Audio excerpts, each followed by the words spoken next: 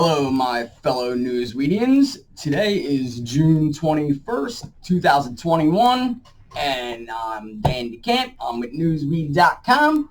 I'm bringing you news today because Mark is hightailing around the country. He's going to talk with our journalists and, just handling Newsweed business. So I got some stories for you today. So Canada says they want to start lifting their border restrictions for fully vaccinated citizens and other eligible people coming July 5th, which is funny. But U.S. and other foreign travelers will still be excluded. So this really only applies to Canadians and permanent Canadian residents. So first of all, travelers must have 2 doses of the vaccine approved by Canada, provide a negative test from within 72 hours, and take a second test upon arrival, and have a plan of quarantine in the event that it is positive.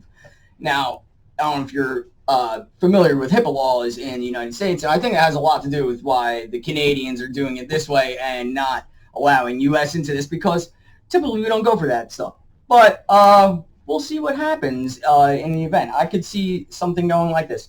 So they do this by uploading into their documentation into an app called Arrive Canada, or going to a government website and uploading all their pertinent medical information. So that's interesting to say the least. All right, so in Israel and Palestine, they're now saying one thing that is needed to achieve a lasting peace is, guess what? Money. Go figure. So, especially after getting beat up by Israel for a little bit there. So they're saying they need a long-term investment in economic and human development.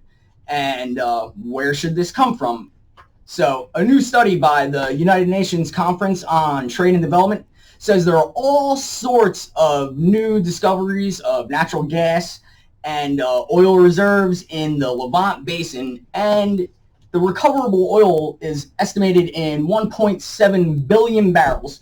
But since 1967, the Palestinians have been blockaded from controlling their own fossil fuel resources. And once you know it, British gas deals solely with the Israeli government for offshore dealings, bypassing anything that has to do with the Palestinians.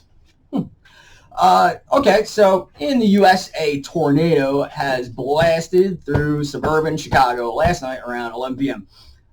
The official account is that 22 homes were destroyed, at least 8 people were hospitalized, and there are also more than 120 other reports of property damage, and this fly is killing me. So other tornadoes touched down nearby as well, causing even more widespread damage. Luckily, injuries are at a minimum. No deaths so far that we know about, and the community is pulling together and getting itself all sorts of cleaned up. I'll probably throw up a couple pics of that, but the damage is pretty bad. It was pretty crazy. Here we go. In New York, the Stonewall Inn, the Greenwich Village bar, which is also considered to be the birthplace of U.S. gay right movement, will stop selling Anheuser-Busch drinks during June 25th to the 27th, NYC's Pride Weekend. This comes as a protest to the company's donations to conservative lawmakers who have backed bills targeting transgender rights.